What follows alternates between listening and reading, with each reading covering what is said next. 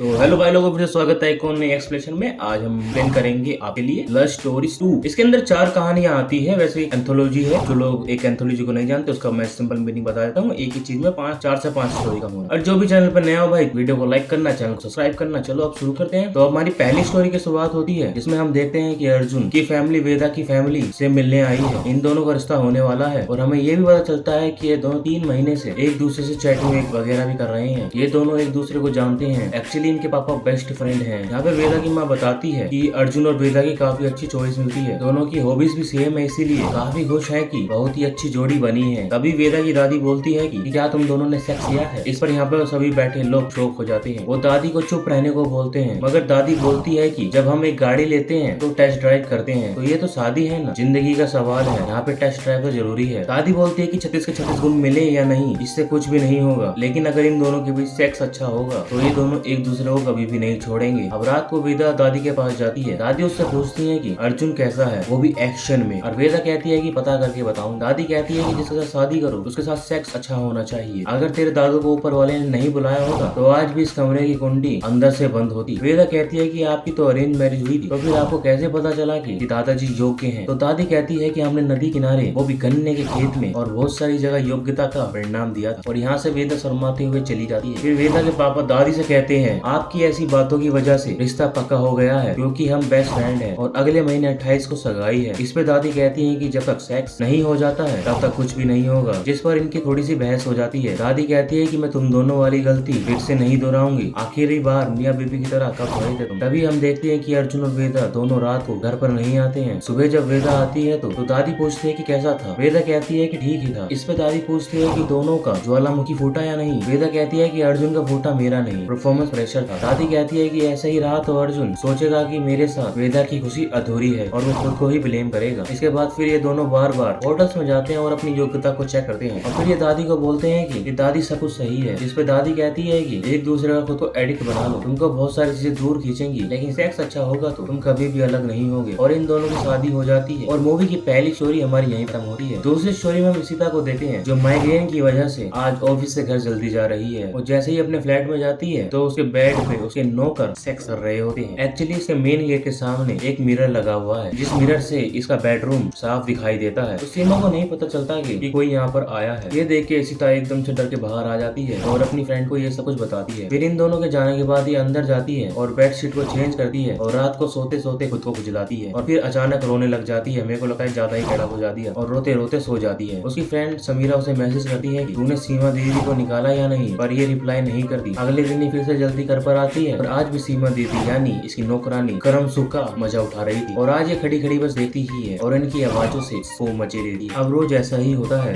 ये सीधा ऑफिस से जल्दी एग्जैक्ट 3 बजे घर पर आ जाती है और घर में आकर कहीं छुप जाती है। और इन दोनों की कामुक आवाजें सुनकर और इनको देखकर वो खुद ही अपने हाथों को मसलना चालू कर देती है। मगर एक दिन इशिता को घर में आकर छुपे हुए सीमा देख लेती है। वो समझ जाती है कि मैडम भी हमें देखना चाहती है। हम देखते हैं कि इशिता को भी इसमें मजा आता है कि कोई उसको देख रहा है। ये सब करते हुए वो रोज अलग अलग तरीके से करती है और कुछ दिन ऐसा ही चलता है। लेकिन एक दिन ये जब दोनों को देख रही होती है तभी वहाँ पे दीवार पे छिपकली आ जाती है, जिससे ये डर के चिल्लाती है। ये दोनों इसकी आवाज सुनकर बाहर आते हैं। इशिता को समझ नहीं आता कि वो क्या करे। वो बोलती है कि ये तुम क्या कर रहे हो, बड़ी ही सराहत की आवाज। सीमा बोलती है कि गंदा काम हम कर रहे हैं या तुम। हम दोनों को छुपे हुए देखे हुए और पता नहीं क्या क्या कर रही हो। देखो आपकी पैंट भी खुली है। जिससे इन दोनों की बहस हो जाती है और इशिता इसको काम से निकाल देती है। अब इशिता किसी और को काम पे रख लेती है और वहीं पे सीमा भी कहीं और काम करने जाती है। लेकिन एक दिन इशिता के पास कॉल आता है वो समीरा का। वो कहती है कि ये क्या सुन रही हूँ मैं, जगह जगह बातें हो रही है कि तुम उन दोनों को ये सब करते हुए देखती थी। फिर हम सीमा को देखे हैं, उसका पति बोलता है कि गलती तेरी भी है। तुझे पता था कि वो हमें रोज देखती है और उसे पता था कि हम रोज ये सब उसके पलंग पे ही करते हैं, लेकिन मेरे को कुछ भी नहीं पता और तुझे भी मजा आता था ना जब वो देखती थी। और ये दोनों भारी की सटे हैं। फिर इशिता और सीमा एक दूसरे को सब्जी वाले के वहाँ पर मिलते हैं। इशिता सीमा से कहती है कि मुझे पहले बता देना चाहिए था कि मैं तुम दोनों को देखी थी। सीमा बोलती है कि मैं भी जानती थी कि पहले से आप देखी हो। इशिता बोलती है कि तुमने पहले बोला क्यों नहीं। इस पे सीमा कहती है कि मुझको तो इसमें मजा आता था। इस पे सीमा बोलती है कि कल से कहाँ पे आओ क्या। इस पे ये उसको चाबी दे देती है और अगले दिन हम देखते हैं कि फिर से 3 बजे ही दरवाजा खुलता है और ये स्टोरी भी यहीं पे खत्म हो जाती है। तीसरी स्टोरी शुरू होती है। हम देखते हैं कि विजय कार में किसी पे वीडियो कॉल से बात कर रहा है। वीडियो कॉल पे